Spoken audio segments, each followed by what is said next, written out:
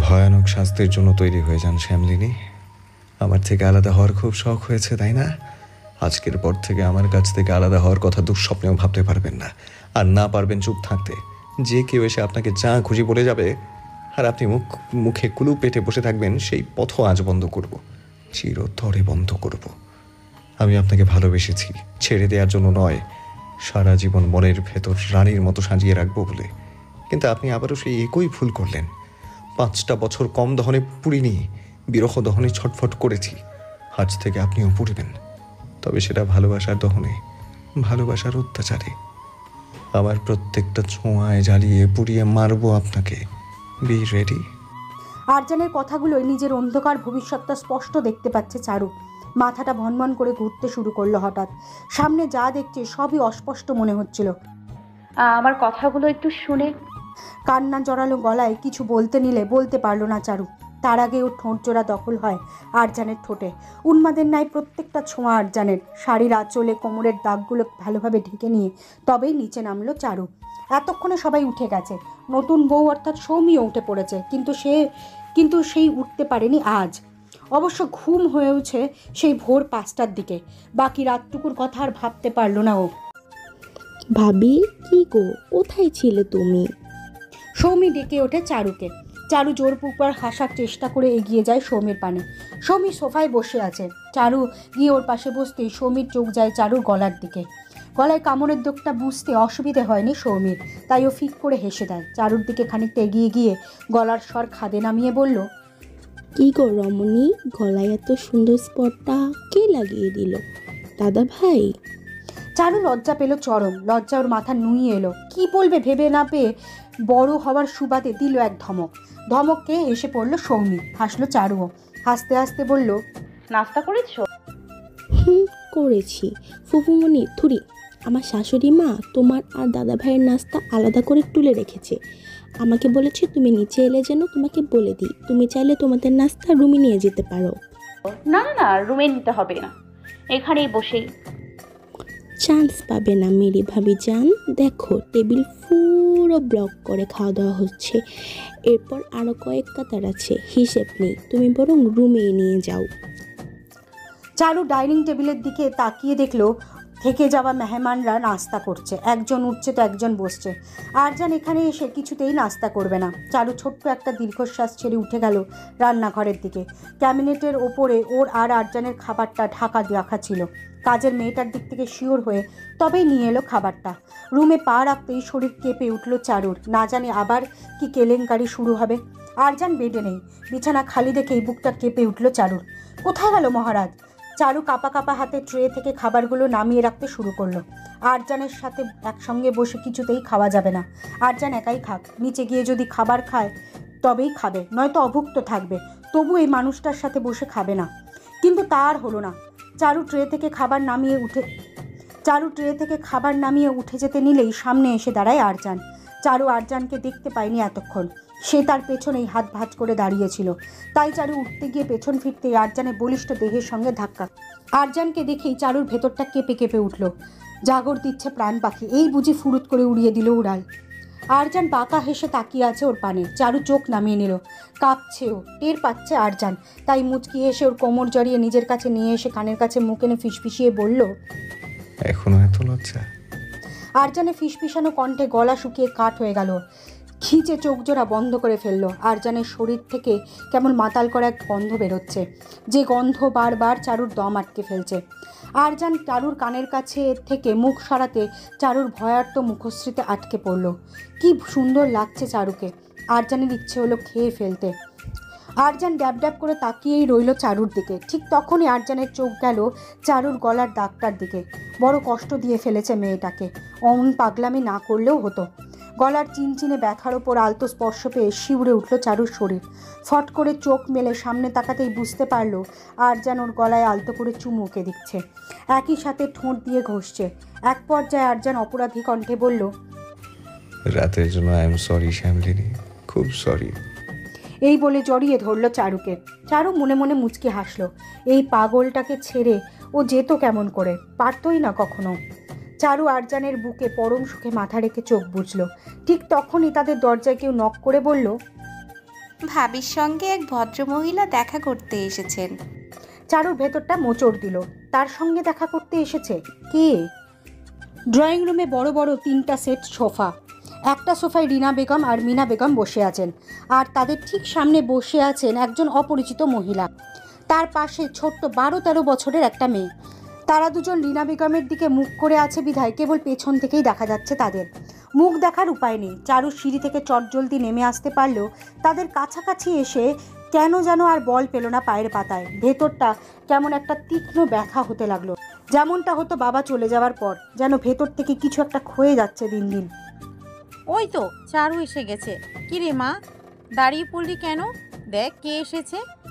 মিনা বেগমের গলার উৎসাহ এবং আনন্দ যেন উপচে পড়ছে, কিন্তু রিনা বেগমের মুখখানা ভার হয়ে আছে। তার ভেতরেও ভয়, ঠিক চারুর ন্যায় ভয়। চারু মিনা বেগমের পানে চেয়ে অপ্রস্তুতমূলক হাসল।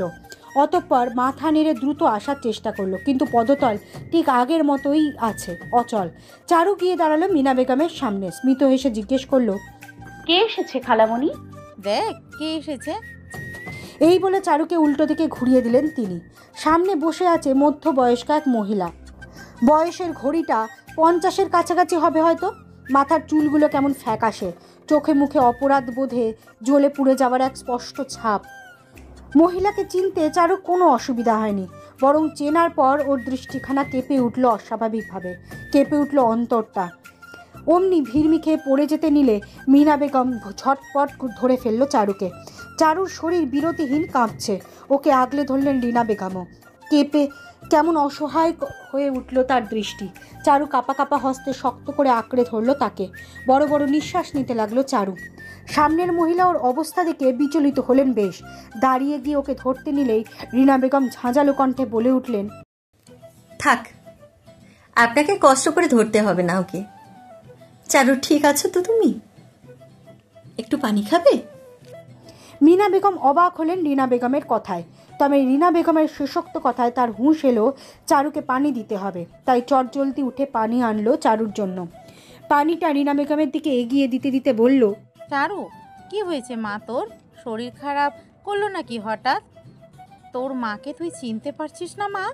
দেখ, এটা অরুণী, তোর মা। মিনা বেগম সরল মনে চারুকের পরিচয় করিয়ে দিচ্ছে ওর মায়ের সঙ্গে।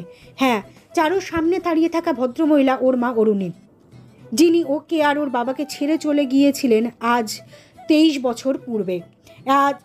আজ এত বছর পেরিয়ে যাওয়ার পর কেন ফিরে এসেছেন তিনি? কোন টানে? হঠাৎ কেউ একজন এসে দাঁড়ালো চারুর সামনে। চারু মুখ ইচুয়ে তাকে দেখলো। আরজান এসেছে। সিঁড়ি থেকেই দেখতে পেয়েছে তাদের। সেদিনের আইসক্রিম পার্লারের সামনে যাকে দাঁড়িয়ে থাকতে দেখেছিল আরজান, তিনি। এই মহিলা হঠাৎ এখানে কেন? মনে প্রশ্ন নিয়ে এগিয়ে এলো চারজন। এসে চারুর অস্থিরতা দেখে একটু হলেও আন্দাজ করতে পারছে কে এই ভদ্রমহিলা। চারু, অপরাধ বোধে বলা কথাগুলো যেন দুঃসাধ্য ব্যাপার। তবু অপরাধ বোধকে টেক্কা দিয়ে কোনো মতে চারুর নামটা উচ্চারণ করতে পারলেন তিনি। সেই পরিচিত কণ্ঠের মিষ্টি আলো ডাক। চারু কেঁপে ওঠে, খপ করে খামচে ধরল আরজানের হাত। মায়ের কণ্ঠগুলো সর্বদাই কোকিলের ন্যায় সুন্দর হয়। কত স্বাভাবিকভাবে ডাকলো, তবুও যেন কত শ্রুতিমধুর শোনালো। কেমন আছো মা? না, মা ওকে তুমি বলে ডাকেনি কখনো। সবসময় তুই ডাকাতেই অভ্যস্ত ছিল চারু। এখানে এসেই আটকে গেল। ওর মনটাকে আবিষ্ট করতে থাকা সুমধুর সুরগুলো ক্ষয়ে যেতে লাগলো। ধীরে ধীরে মনে পড়তে লাগলো বাবার অকাকিত্বে কাটানো প্রতিটা অভিশপ্ত ক্ষণ। এমন কোনো দিন ছিল না যে দিনে জয়নাল সাহেব অরুণীর কথা ভাবতে গিয়ে কাঁদেননি। মানুষটা কখনো জানতেই পারেননি তার অপরাধটা কী ছিল আসলে। কেন এই রমণী তার সোনার সংসারটা তছনছ করে চলে গিয়েছিল। আমাকে চিনতে পারছো? সেই বিশেষ একখানা মুখ চিনতে না পারার কোনো অবকাশ আছে কি? কাঠ গলায় বলল চারু। ওর ভেতরটা পাথরের ন্যায় শক্ত হয়ে উঠেছে। এখন প্রয়োজন হলে এই মানুষটাকেও মেরে ফেলতেও পারে। বাবার কষ্টগুলোর কাছে এই মহিলার শ্রুতিমধুর ডাক বড্ড তুচ্ছ। অরুণী কেমন অপরাধ বোধে মরতে শুরু করলো। গোটা 10টি বছর ধরেই সেই অপরাধ বোধ তার। যেদিন থেকে তিনি জানতে পেরেছেন তার স্বামী বরাবরই নিষ্পাপ ছিলেন, তিনি কখনো তাকে ঠকাননি। টানা 13টি বছর সংসার করার পরও একদিন হুট করেই তার কানে এলো আজিজ সাহেব শত্রুতার জেরে তাকে আর জয়নাল সাহেবকে আলাদা করেছেন।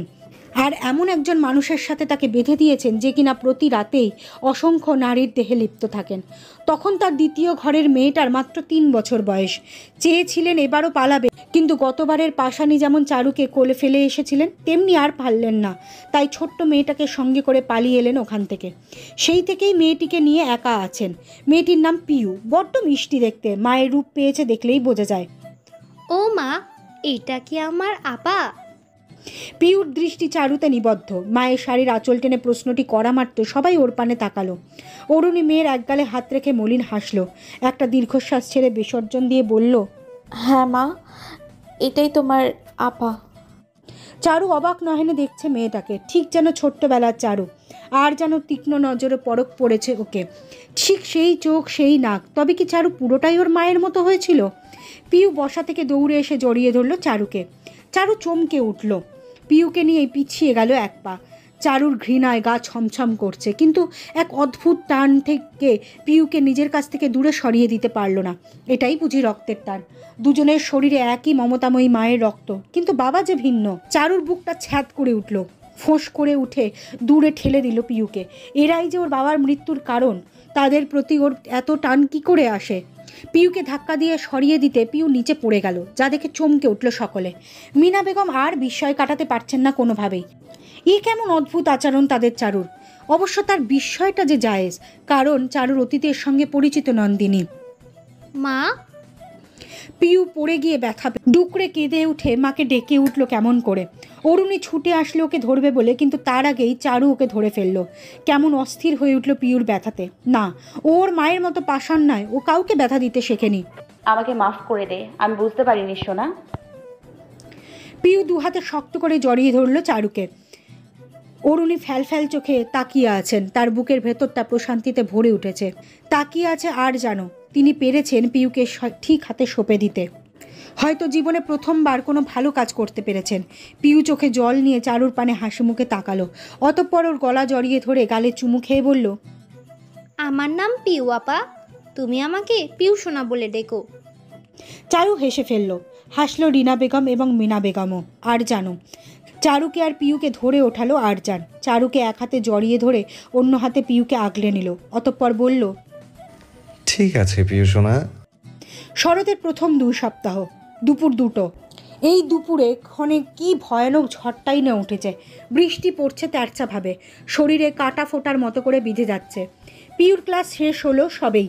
আজ শেষ ক্লাস ছিল ওর। সপ্তাহখানেক পর থেকে মাস্টারের ফাইনাল এক্সাম। দুশ্চিন্তায় কপালের ভাঁজ দ্বিগুণ হচ্ছে পিউর। এই 1 সপ্তাহ ওর হাতে প্রচুর কাজ। পরশু ওদের বাবা অর্থাৎ জয়নাল সাহেবের মৃত্যুবার্ষিকী, আর তার পরের দিন মায়ের। কালই সব নিয়ে গ্রামে ছুটতে হবে, টানা 3 দিন ওখানেই থাকতে হবে। তারপর আবার সব মাথায় করে নিয়ে ফিরতে হবে হোস্টেলে। ভাবতেই অতিষ্ঠ হচ্ছে বেজায়। আপার এক কথা, 3 দিন না থাকলে আসতে হবে। সারা বছর তো থাকিসই হোস্টেলে, বাবা মার মৃত্যুবার্ষিকীতে ওখানেই পড়ে থাকিস। আপার কথার উপর কথা বলতে শেখেনি পিউ, হয়তো কখনো শেখাও হবে না। বৃষ্টি থামার নামই নিচ্ছে না। পিউ পারল না বসে থাকতে।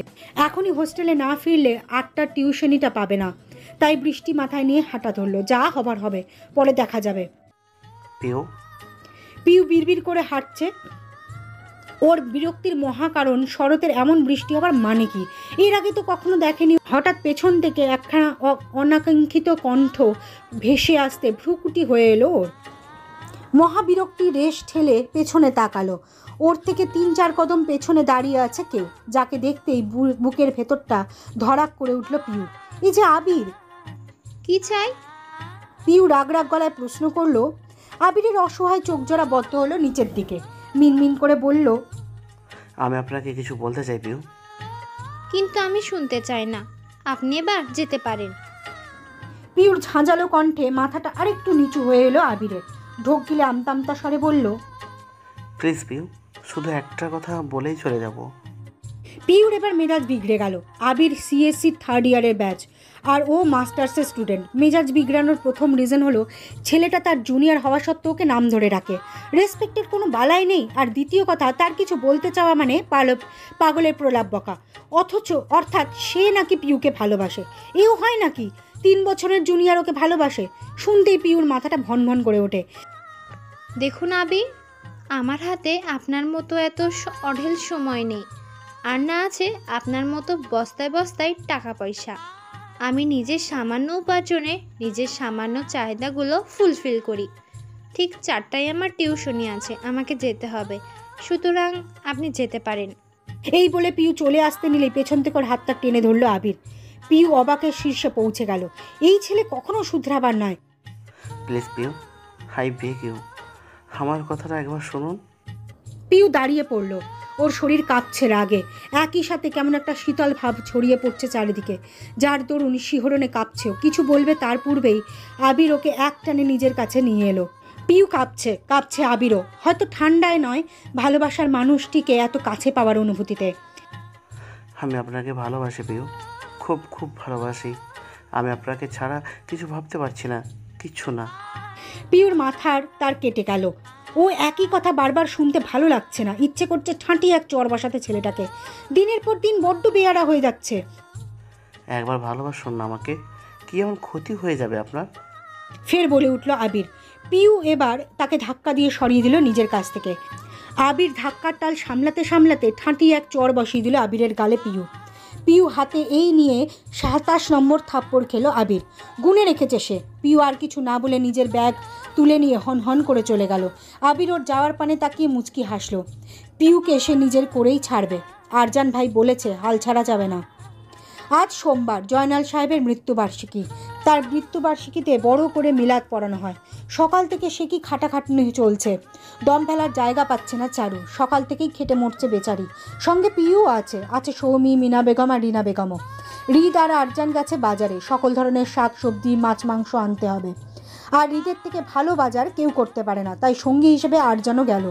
আজ গরিবদের দিন, যত ভালো মন্দ সব আজ তাদের জন্য। তাদের পেট পুড়ে খাওয়াবে আর মন ভরে দোয়া করবে জয়নাল সাহেবের জন্য। গত সপ্তাহে সকলে দল বেঁধে চলে এসেছে গ্রামের বাড়িতে। প্রতি বছর চারু বাবা মায়ের মৃত্যুবার্ষিকী 1 সপ্তাহ আগেই চলে আসে, বাকিরা আস্তে ধীরে আসে। তবে এবার সবার আগমন ঘটল একসাথে। আজও বৃষ্টি ঢলে পড়েছে।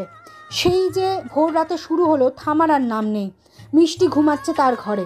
বলা বাহুল্য মিষ্টি চারু আর আরজানের একমাত্র মেয়ে। নামেও যেমন মিষ্টি, মুখের আদলেও তেমনি। বয়স এবার 9-এ পড়ল। মিষ্টি বলতে গেলে বৃষ্টি পাগল।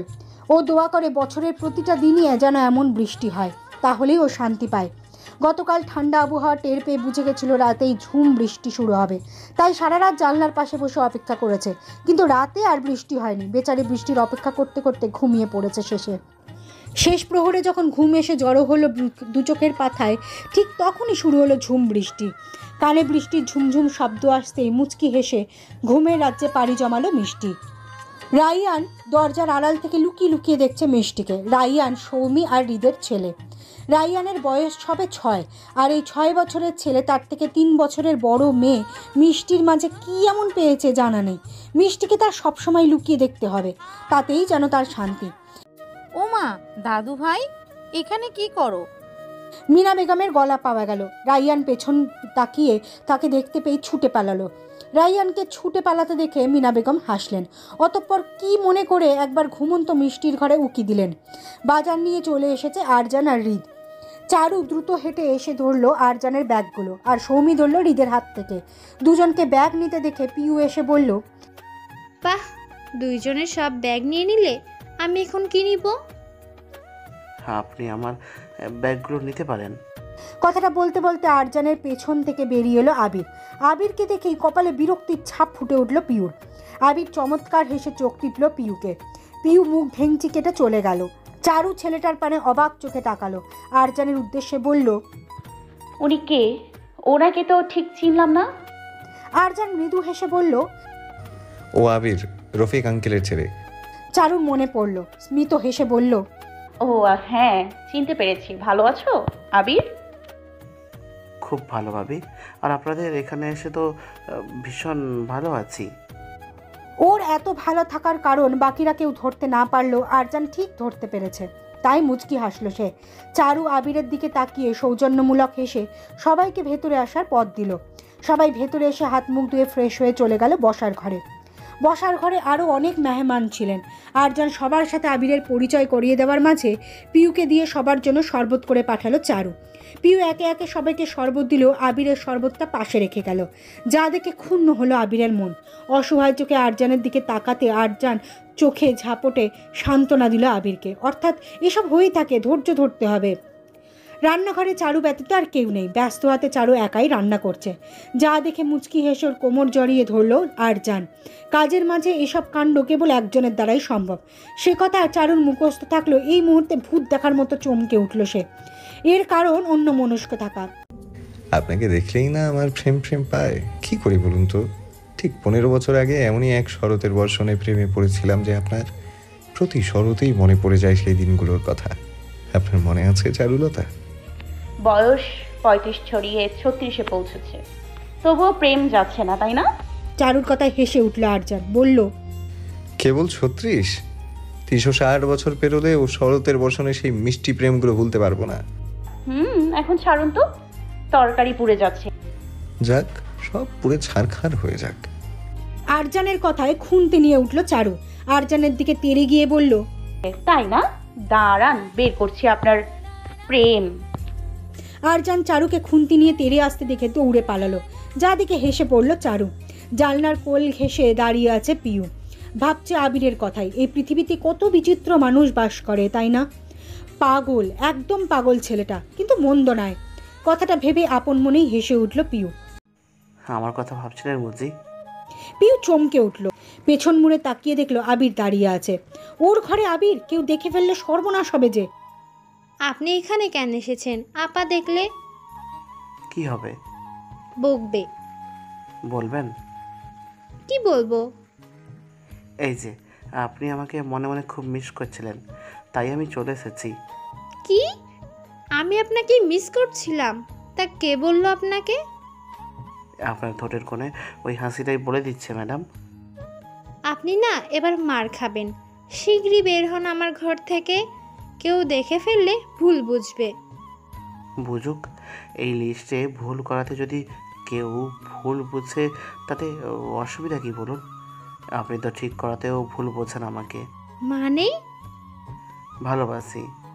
কাতর কণ্ঠে নিজের ভাব প্রকাশ করে পিউ হাতটা ধরল আবির। পিউ আবিরের শীতল ছোঁয়ায় কেঁপে উঠল। আবির ওর দিকে ঘোর লাগা দৃষ্টিতে তাকিয়ে আছে। পুনরায় অসহায় কণ্ঠে বলল, আমাকে কি একদমই ভালোবাসা যায় না পিউ? আপনি আপনি জানতো কেউ দেখে ফেলবে। বদনাম হওয়ার ভয় পাচ্ছেন? পিউর বুকটা কেঁপে উঠল। কি বলছে এই ছেলে আবোল তাবোল? কি হলো, চুপ করে গেলেন যে? বলুন, আপনি কি ভাবছেন? আপনি আমাকে বদনাম করে দেবে? আপনি না পাগল। পাগলই তো, ভীষণ ভীষণ পাগল। আপনাতে পাগল। বলতে বলতে পিউর অনেকটা কাছে চলে গেল আবির। পিউর ভেতরটা ধকধক করে কাঁপছে, নিঃশ্বাস ভারী পড়ছে। আবির ওর গালে নিজের হাতটা রাখতেই পিউ খিঁচে নিজের চোখ যারা বন্ধ করে নিল। আবির ওর ভয়ার্ত মুখশ্রীতে শিহরিত হলো, তার শরীরের প্রত্যেকটা লোমকূপ জেগে উঠল। আবিরের কি হলো জানে না, হুট করে পিউর পাতলা চোখ ঠোঁট জোড়া দখল করে নিল। পিউর এবার মাথায় চক্কর কাটল। ওর সম্ভ্রম কাটতে সজোরে ধাক্কা দিয়ে সরিয়ে দিল আবিরকে। ফের ঠাঁস করে একটা চর বসিয়ে দিল আবিরের গালে। আবির অপরাধ বোধে মাথা নিচু করে নিল। পিউ ছুটতে বেরিয়ে গেল ঘর থেকে। আবির ওর যাওয়ার পানে তাকিয়ে মুচকি হাসলো। ভাবলো হয়তো তাকেও আরজানের মতো আরেকটা শরতের বর্ষণ প্রেম কাথা নিয়ে ফিরতে হবে।